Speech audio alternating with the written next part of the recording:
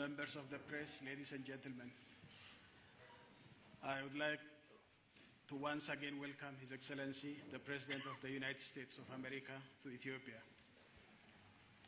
We are honored to receive a sitting U.S. President for the first time in the history of our century-long diplomatic relations. But again, we believe it's fitting and appropriate in the light of the fact that Ethiopia is the cradle of mankind, the beacon light for African independence, and an inspiration for all the black people's struggles, and the political capital of Africa.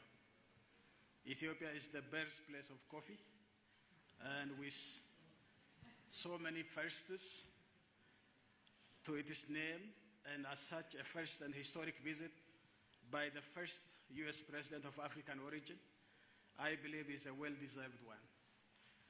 His visit comes at a time when both Africa and Ethiopia are registering impressive growth, making important strides. For Ethiopia's economy has registered double-digit growth for the last 12 years uninterruptedly.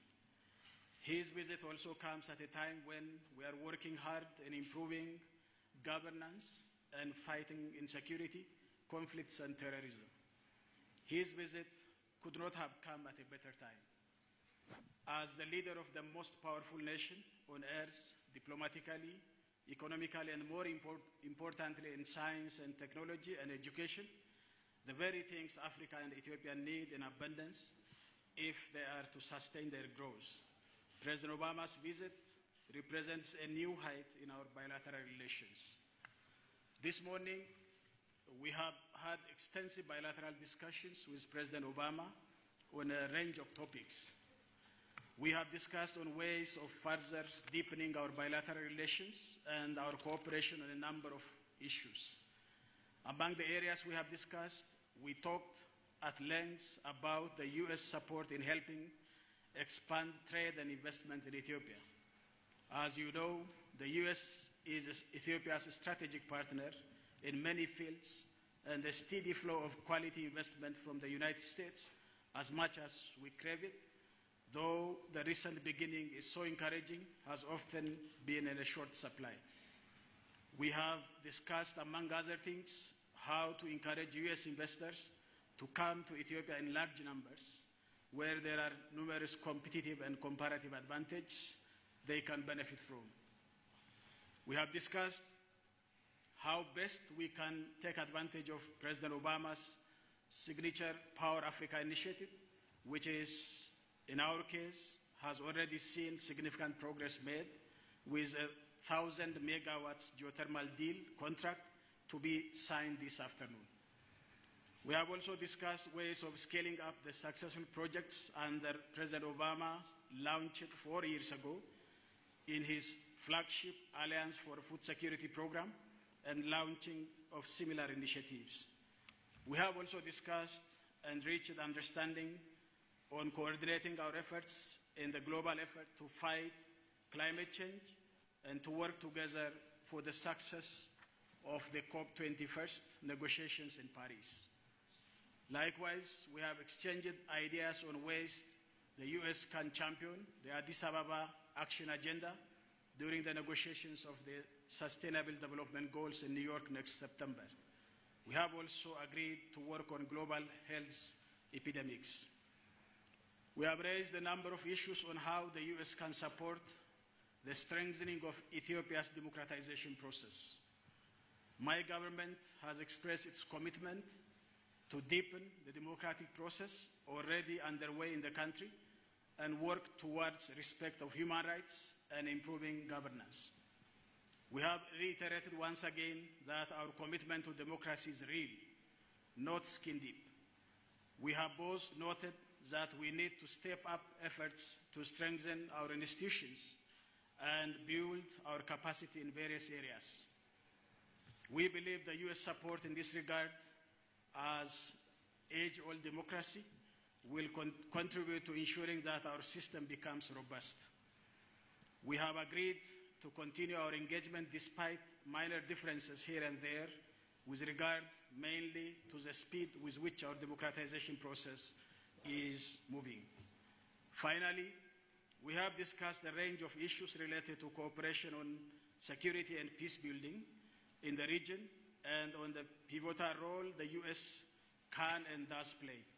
We have agreed to work closely on South Sudan to bring lasting peace to the conflict-ridden country. We have both agreed to work together in building peace in Somalia by helping create state institutions and by strengthening the Somali security forces in their quest to be in charge of the peace of their own country.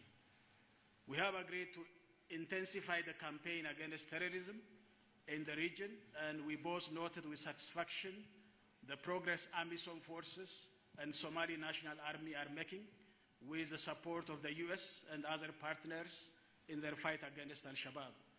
We have agreed to deepen our intelligence cooperation, both bilaterally as well as regionally. We have both noted and underscored that this cooperation is essential to curb the menace posed by terrorism.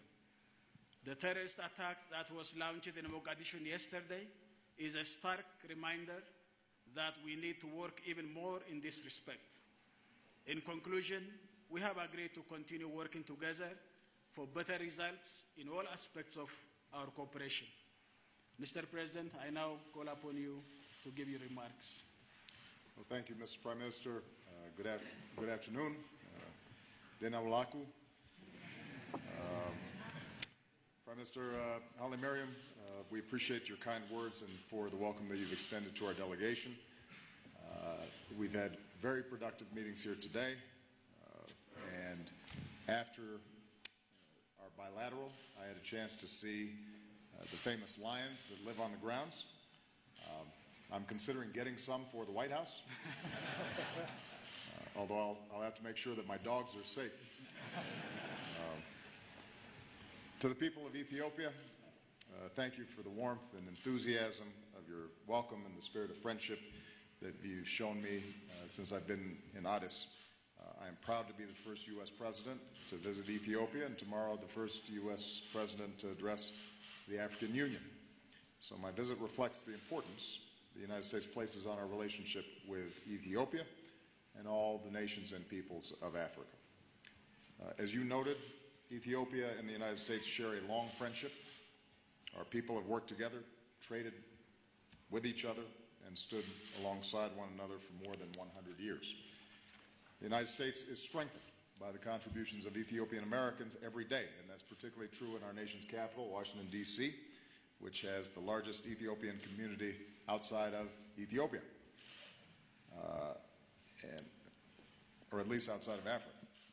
And we welcome Ethiopian students to study in the United States.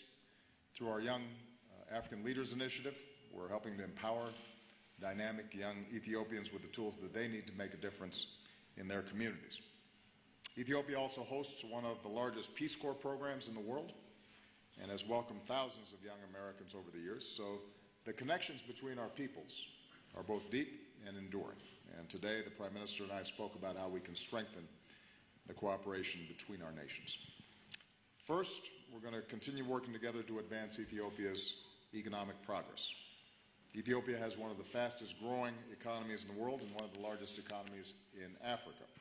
And we want to sustain that momentum because a growing and inclusive economy in Ethiopia means more opportunities for the Ethiopian people and more trade and investment between our nations, which in turn helps to create American jobs. With the renewal of the African Growth and Opportunity Act, we'll work to further open American markets to Ethiopian products and help expand private sector investment in Ethiopia. Through our Power Africa initiative, we're working to unlock Ethiopia's potential for geothermal energy with the nation's first private sector energy agreement. And this will help the government meet its ambitious goal of significantly increasing access to electricity across Ethiopia and help open the market to developing Ethiopia's other vast renewable energy sources.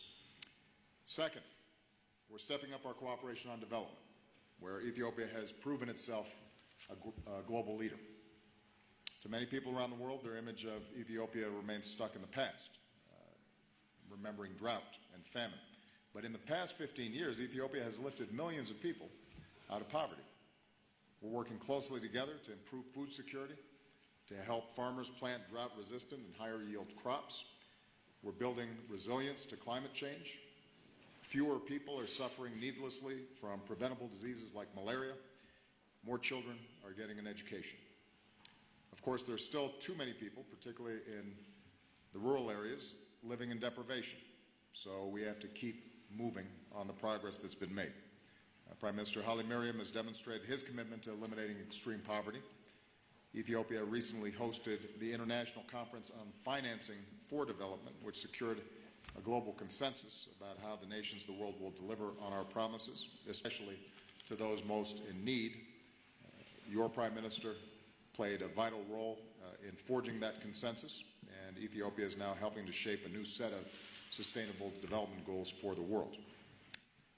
Third, our security cooperation is pushing back against violent extremism.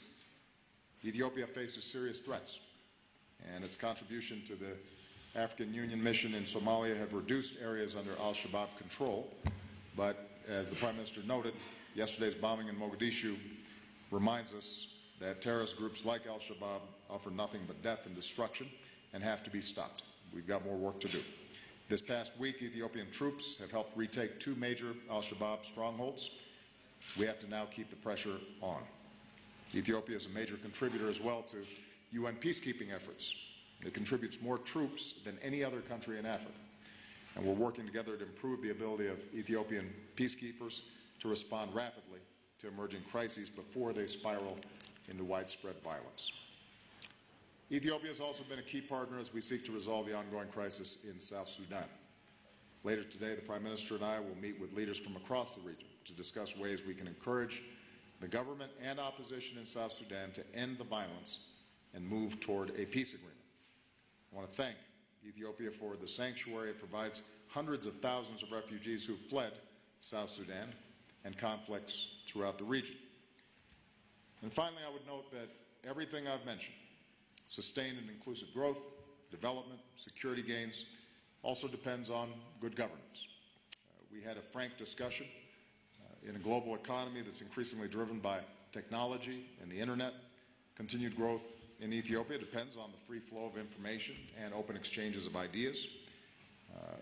I believe that when all voices are being heard, when people know that they're included in the political process, that makes a country stronger and more successful and more innovative. So we discussed steps that Ethiopia can take to show progress on promoting good governance, protecting human rights, fundamental freedoms, and strengthening democracy. And this is an area where we intend to deepen our conversations and consultation because we strongly believe in Ethiopia's promise and its people.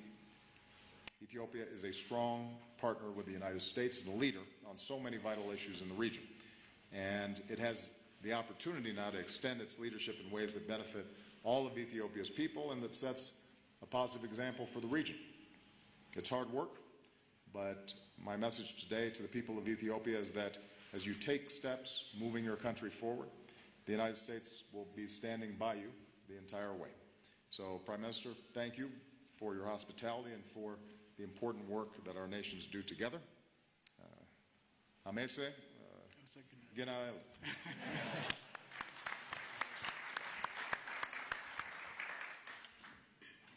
Now we do have some time for questions. Okay, first from Ethiopia, local journalists.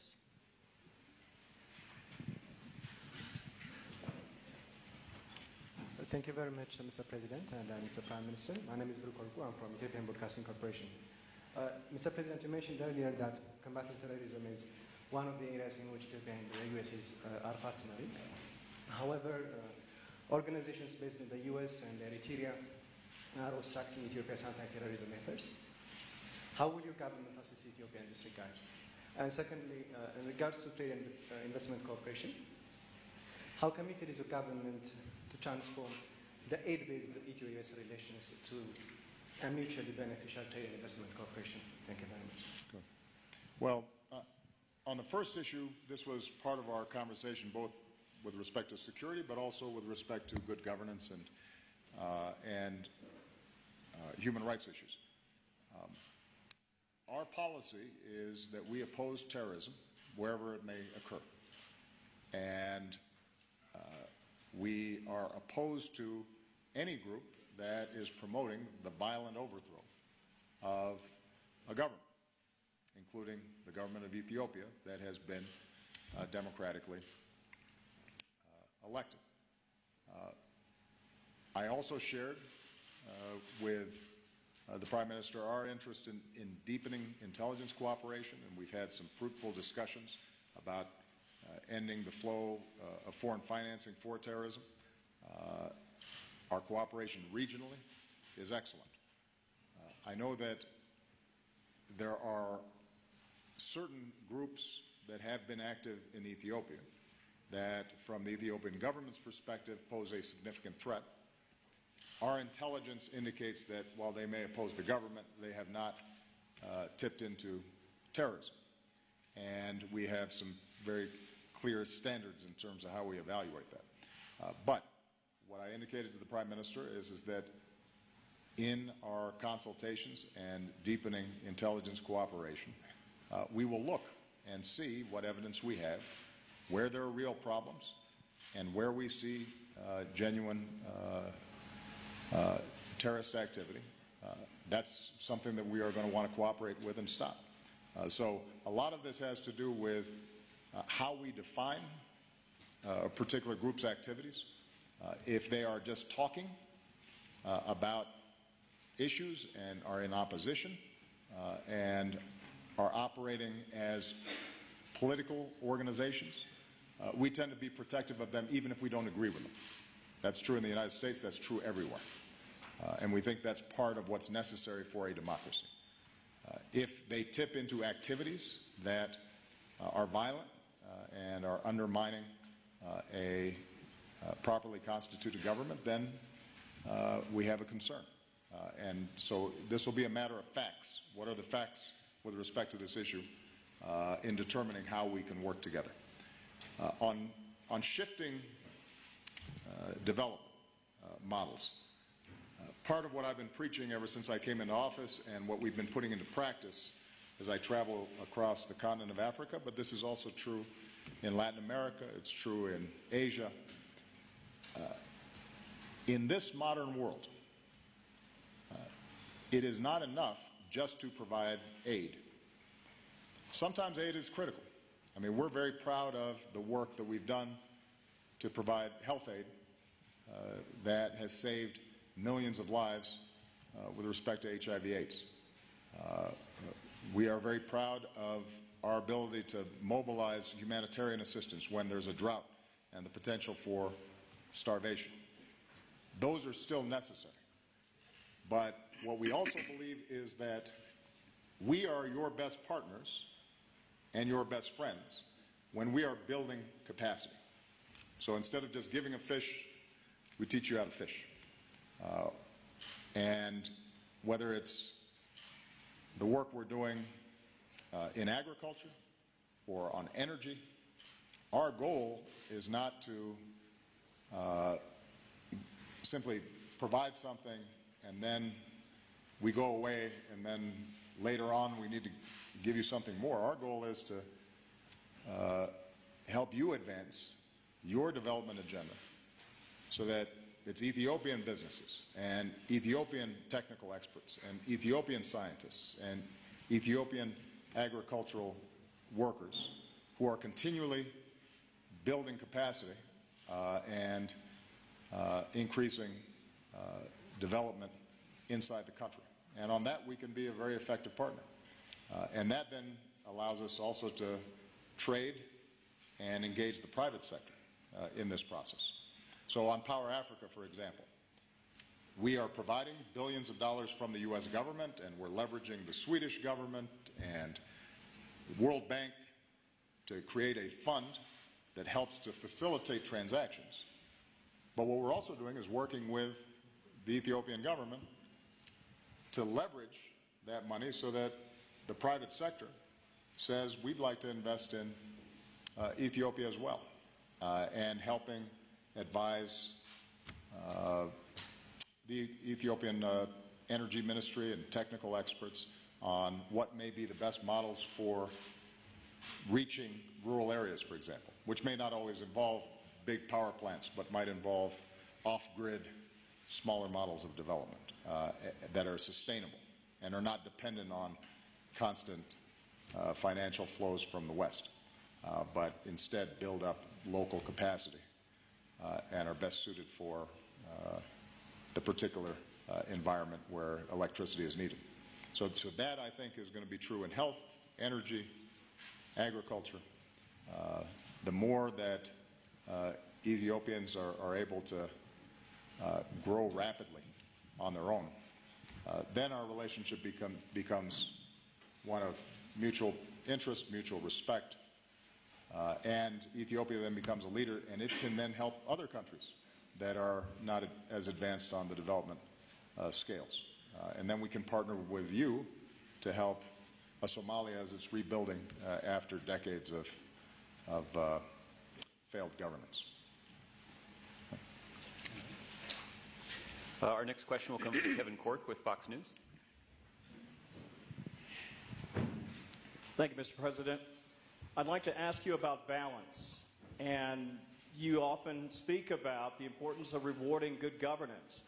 And so I'm wondering, how do you balance your obvious concerns about human rights here in Ethiopia with the desire for increased economic partnership and strengthening regional security cooperation? And if I could follow up, have you ruled out or would you consider increased military involvement by the United States in East Africa to battle al-Shabaab? And if so, what lessons could be learned from the battle against ISIS, for example, that might be relevant here?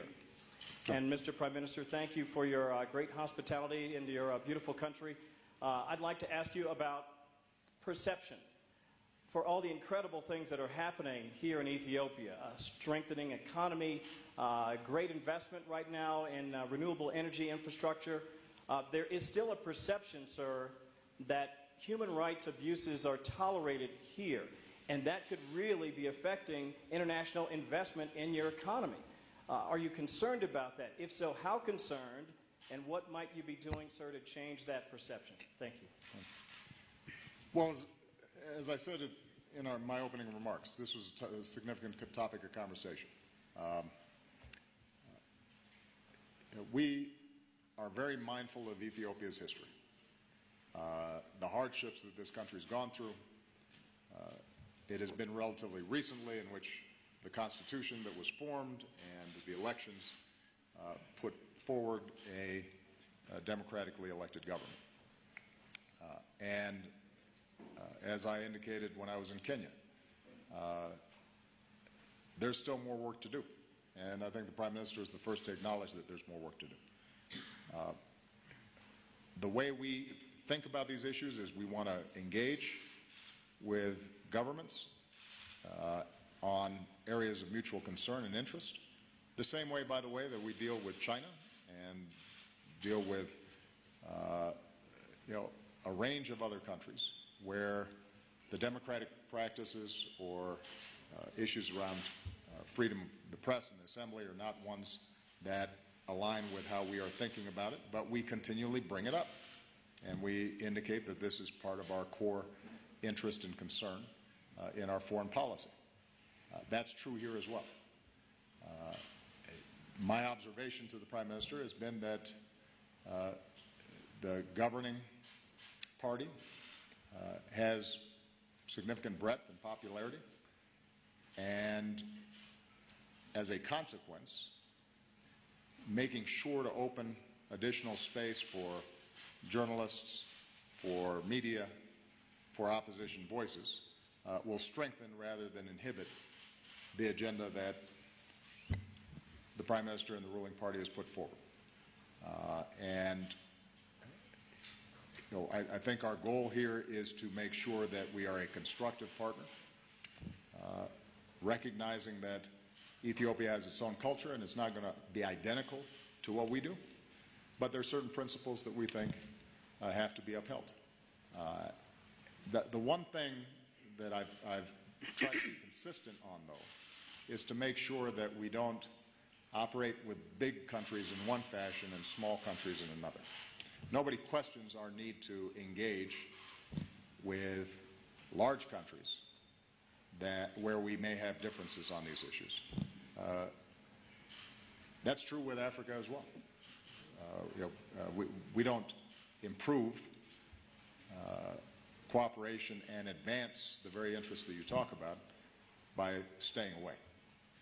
So we have to be in a conversation, and I think Prime Minister will indicate that I don't bite my tongue too much when it comes to these issues, but I do so from a position of respect and regard for the Ethiopian people and recognizing their history and the challenges that they continue to face.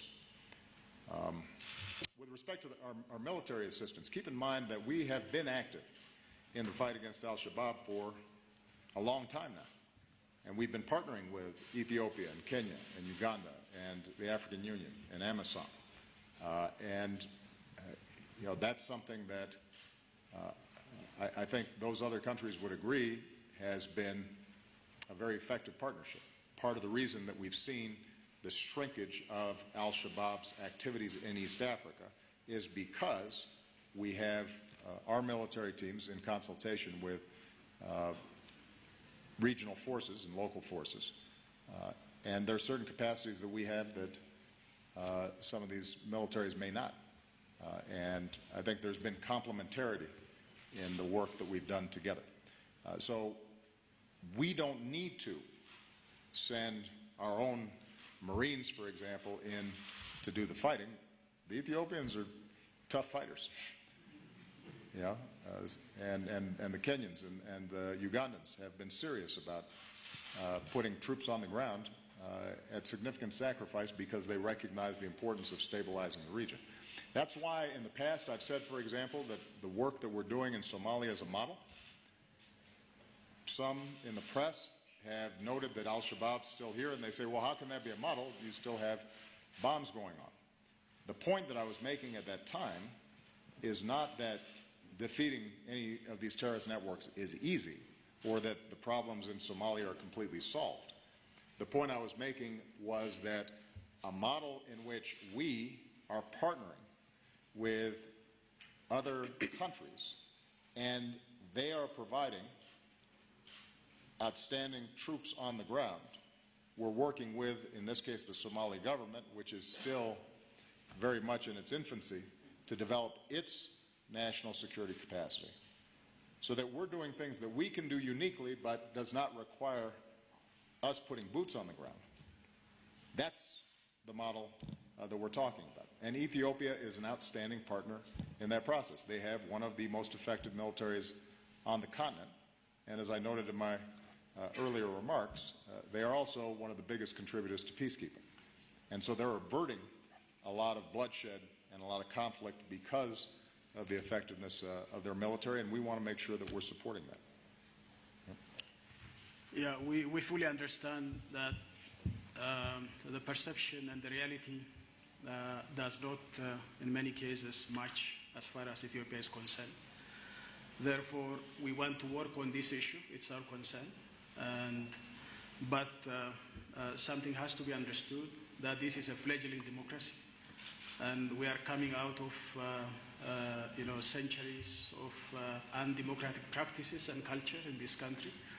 And it's not easy within a few decades, in our case only 2 decades of democratization, that we can get rid of all these attitudinal problems and some challenges we face.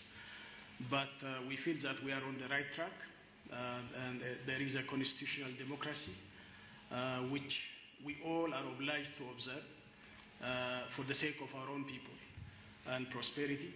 So I think this is a way that we have to work on. That's why I said in my speech that we have to learn the best practices of United States and age-old democracies, because this is a process of learning and doing, and I think we fully understand that. And of course, we also know our limitations, and we have to work on our limitations to make ultimately to the betterment of our own people. So I think that is a concern that we have to work on. Second question, Ethiopia. Thank you. I'm Samina Bai from ABC Radio 104.7, and my question for you, Prime Minister Hailemariam Desalegn, is what do you expect from the United States and the rest of the international community in terms of supporting the peace and security efforts in the Horn of Africa, as well as how successful was your bilateral discussion with President Obama, specifically in regards to economic ties? And President Obama, my question for you is, what are your thoughts specifically on the IGAD plus peacekeeping efforts in South Sudan?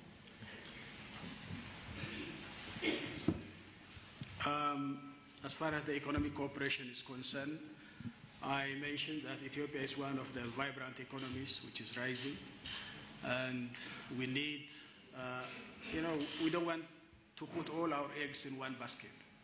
We need a comprehensive quality investment from every corner of the globe, and specifically this time we agreed that the President is going to support us, his government is going to support us in bringing quality investment to Ethiopia. We have long-standing relations, diplomatic relations, but the investment flow doesn't match that long history of cooperation between Ethiopia and the United States.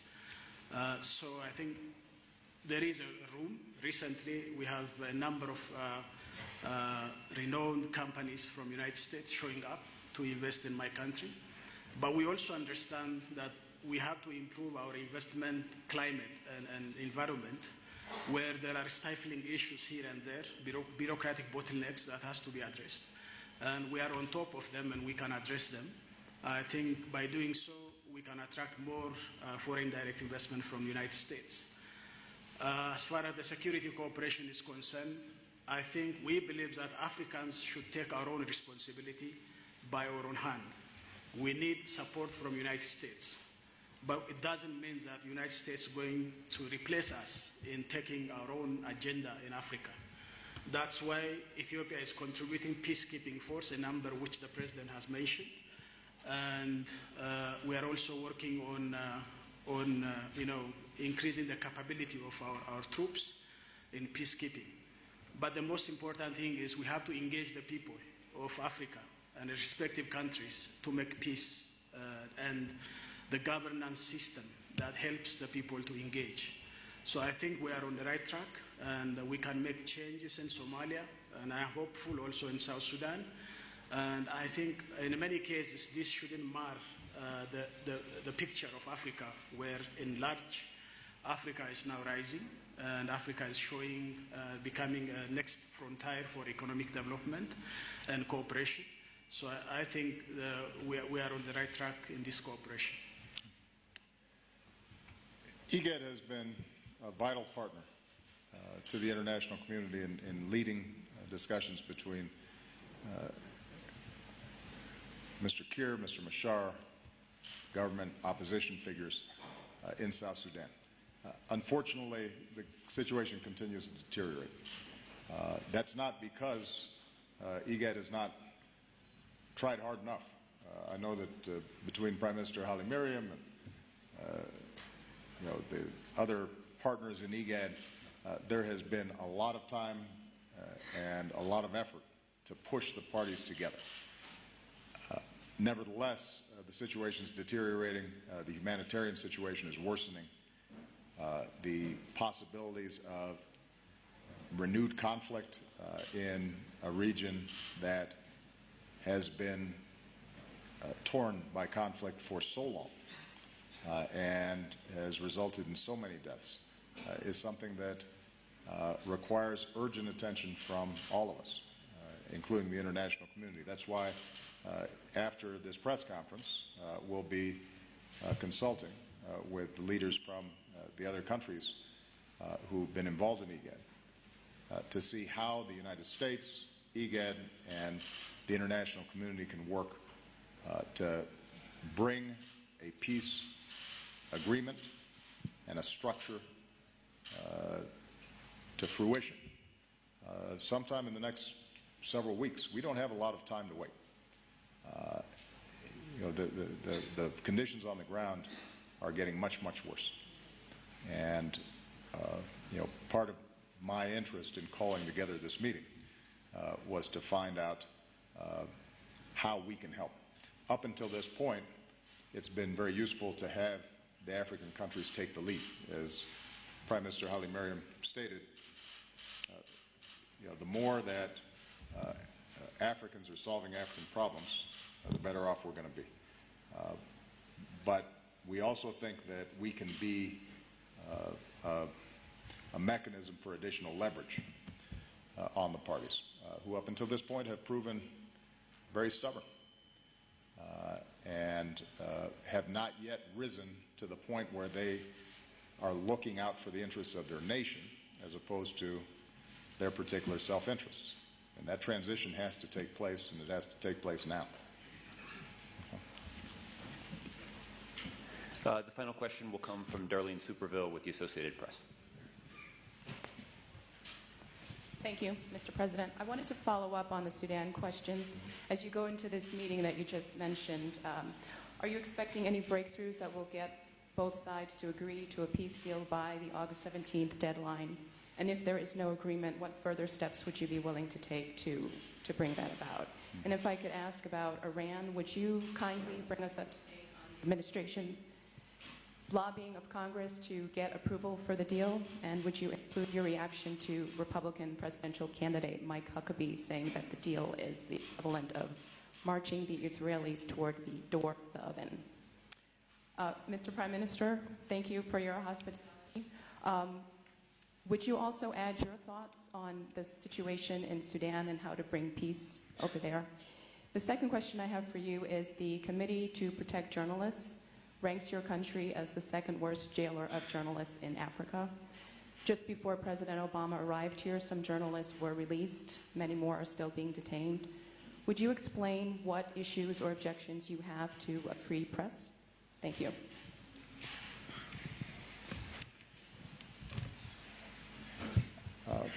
On South Sudan, the goal here is to make sure that the United States and IGAD are aligned on a strategy going into this endgame on peace talks. So my hope is that as a result of these consultations, that we agree on how urgent it is and what each of us have to do to actually bring a deal about. I don't want to prejudge what I'll hear from the President of Uganda, for example, until I actually hear from him. But the good news is that all of us recognize that something's got to move because IGAD's now been involved with consultations for with these individuals for a very, very long time, and our special envoys that have been involved in this for years now have concluded that now's time for a breakthrough. And if we don't see a breakthrough by August 17th, then we're going to have to consider what other tools we have to apply greater pressure on the parties. And that's something I think the parties will certainly hear from us. Our hope is that the message we deliver is similar to the message that they get from the IGAD countries and others who are interested in the issue. With respect to Iran, you know, I won't give a grade to our lobbying efforts. In fact, I'm not even sure I'd characterize it as lobbying. What we're doing is presenting facts about an international agreement that 99% of the world thinks solves a vital problem in a way that will prevent Iran from getting a nuclear weapon, and does so diplomatically. And essentially what we've been seeing is Secretary of State John Kerry, Secretary of Energy Ernie Moniz, who is an expert on nuclear issues, just providing the facts, laying out exactly what the deal is, explaining how it cuts off all the pathways for Iran to get a nuclear weapon, explaining how it puts in place unprecedented verification and inspection mechanisms, explaining how we have snapback provisions so that if they cheat, we immediately reimpose sanctions, explaining also how we will continue to address other aspects of Iranian behavior that are of deep concern to us and our allies, like providing arms to terrorist organizations. So the good news, I guess, is that I have not yet heard a factual argument on the other side that holds up to scrutiny. There's a reason why 99% of the world thinks this is a good deal. It's because it's a good deal. There's a reason why the overwhelming majority of nuclear scientists and non-proliferation experts think it's a good deal. It's because it's a good deal. It accomplishes our goal, which is making sure Iran does not have a nuclear weapon. In fact, it accomplishes that goal better than any alternative that has been suggested. And you've heard me, Darlene, stand up in front of the press corps and try to get a good argument on the other side that's based in fact as opposed to rhetoric. And I haven't gotten one yet. So if you're asking me, how do you think our argument's going? It's going great. Now, if you're asking me about the politics of Washington and the rhetoric that's that takes place there, that doesn't always go great. You know, the particular comments of Mr. Huckabee are, I think, part of just a general pattern that we've seen that would be considered ridiculous if it weren't so sad. I mean, we've had a sitting senator called John Kerry Pontius Pilate. We've had a sitting senator who also happens to be running for president suggest that I'm the leading state sponsor of terrorism. These are leaders in the Republican Party. And you know, part of what historically has made America great is, particularly when it comes to foreign policy, there's been a recognition that these issues are too serious, that issues of war and peace are of such grave concern and consequence that we don't play fast and loose that way. We have robust debates. We look at the facts. There are going to be disagreements. But we just don't fling out ad hominem attacks like that because it doesn't help inform the American people.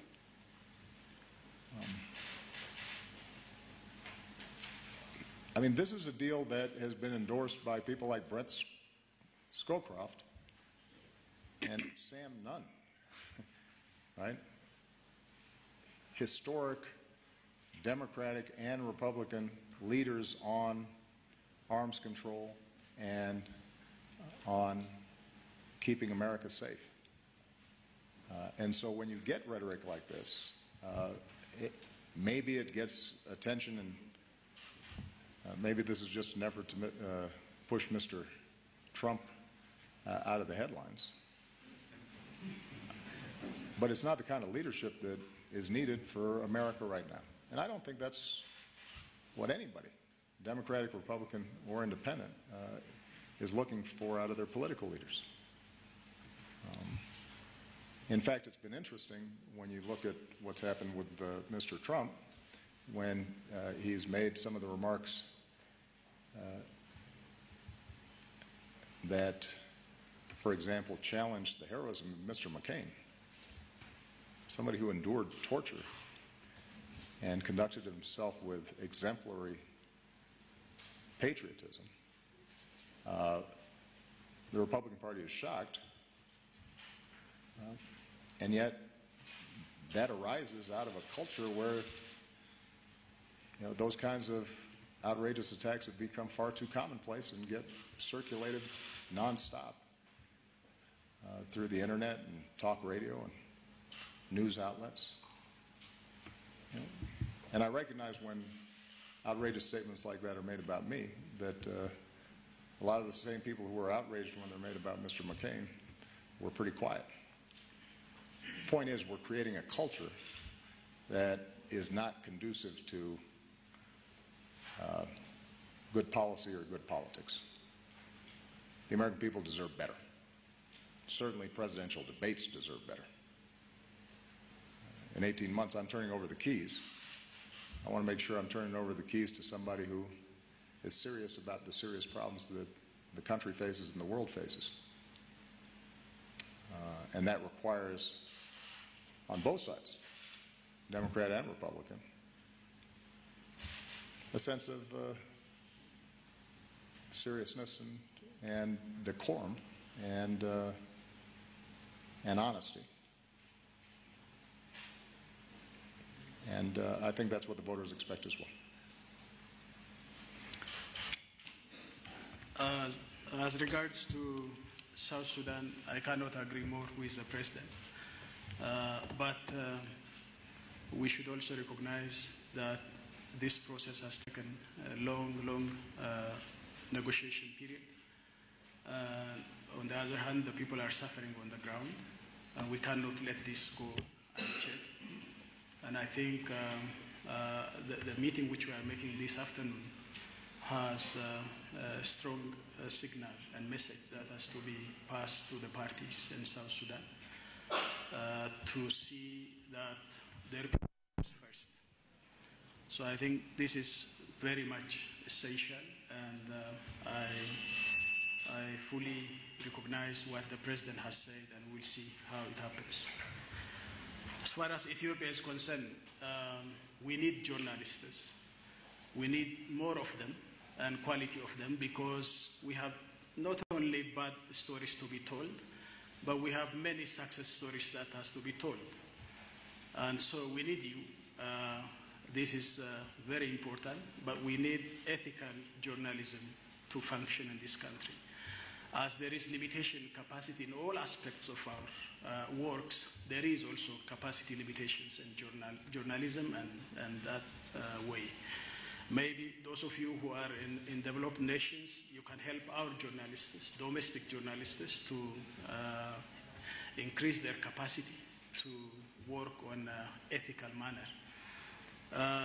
But the only thing, as a leader of this nation, we do not want to see is journalism has to be respected when it doesn't, pass the line that working with violent terrorist groups is not allowed, even in the United States. And we need a civilized journalism as a culture and as a profession.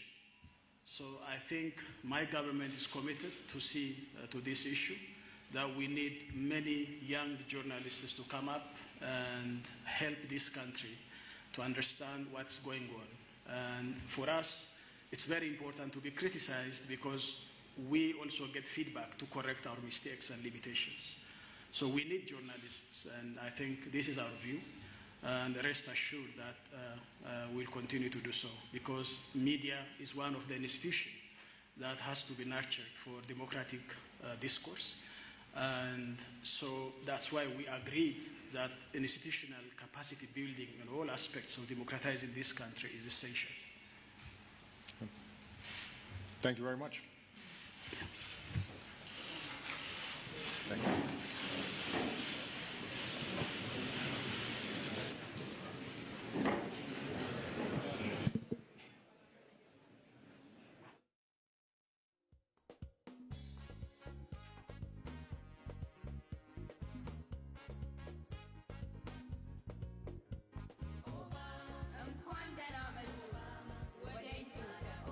States, as much as we crave it, though the recent beginning is so encouraging, has often been in a short supply. We have discussed, among other things, how to encourage US investors to come to Ethiopia in large numbers, where there are numerous competitive and comparative advantages they can benefit from. We have discussed how best we can take advantage of President Obama's signature Power Africa initiative, which is in our case, has already seen significant progress made with a 1,000 megawatts geothermal deal contract to be signed this afternoon. We have also discussed ways of scaling up the successful projects under President Obama launched 4 years ago in his flagship Alliance for Food Security program and launching of similar initiatives. We have also discussed and reached understanding on coordinating our efforts in the global effort to fight climate change and to work together for the success of the COP21 negotiations in Paris. Likewise, we have exchanged ideas on ways the U.S. can champion the Addis Ababa Action Agenda during the negotiations of the Sustainable Development Goals in New York next September. We have also agreed to work on global health epidemics. We have raised a number of issues on how the U.S. can support the strengthening of Ethiopia's democratization process. My government has expressed its commitment to deepen the democratic process already underway in the country and work towards respect of human rights and improving governance. We have reiterated once again that our commitment to democracy is real, not skin deep. We have both noted that we need to step up efforts to strengthen our institutions and build our capacity in various areas. We believe the U.S. support in this regard as age-old democracy will contribute to ensuring that our system becomes robust. We have agreed to continue our engagement despite minor differences here and there with regard mainly to the speed with which our democratization process is moving. Finally, we have discussed a range of issues related to cooperation on security and peace building in the region and on the pivotal role the U.S. can and does play. We have agreed to work closely on South Sudan to bring lasting peace to the conflict-ridden country. We have both agreed to work together in building peace in Somalia by helping create state institutions and by strengthening the Somali security forces in their quest to be in charge of the peace of their own country. We have agreed to intensify the campaign against terrorism in the region, and we both noted with satisfaction the progress AMISOM forces and Somali National Army are making with the support of the U.S. and other partners in their fight against Al-Shabaab. We have agreed to deepen our intelligence cooperation, both bilaterally as well as regionally. We have both noted and underscored that this cooperation is essential to curb the menace posed by terrorism. The terrorist attack that was launched in Mogadishu yesterday is a stark reminder that we need to work even more in this respect. In conclusion, we have agreed to continue working together for better results in all aspects of our cooperation. Mr. President, I now call upon you to give your remarks. Well, thank you, Mr. Prime Minister. Good afternoon. Dena Ulaku.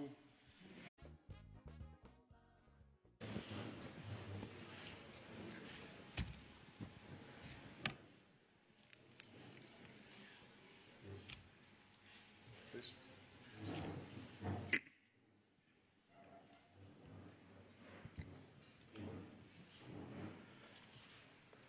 Members of the press, ladies and gentlemen, I would like to once again welcome His Excellency, the President of the United States of America, to Ethiopia.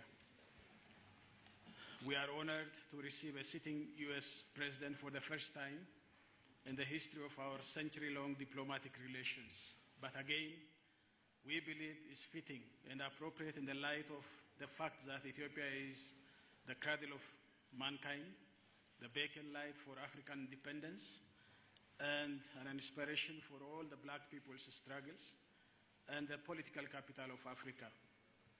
Ethiopia is the birthplace of coffee, and with so many firsts to its name, and as such a first and historic visit by the first U.S. President of African origin, I believe is a well-deserved one.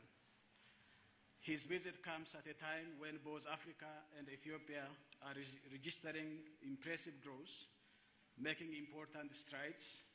For Ethiopia's economy has registered double-digit growth for the last 12 years uninterruptedly.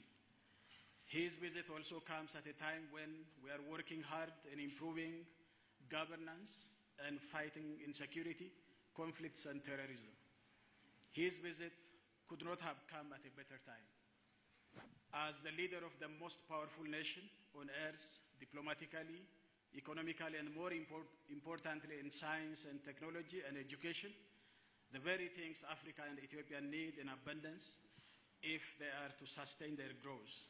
President Obama's visit represents a new height in our bilateral relations. This morning, we have had extensive bilateral discussions with President Obama on a range of topics. We have discussed on ways of further deepening our bilateral relations and our cooperation on a number of issues. Among the areas we have discussed, we talked at length about the U.S. support in helping expand trade and investment in Ethiopia. As you know, the U.S. is Ethiopia's strategic partner in many fields, and a steady flow of quality investment from the United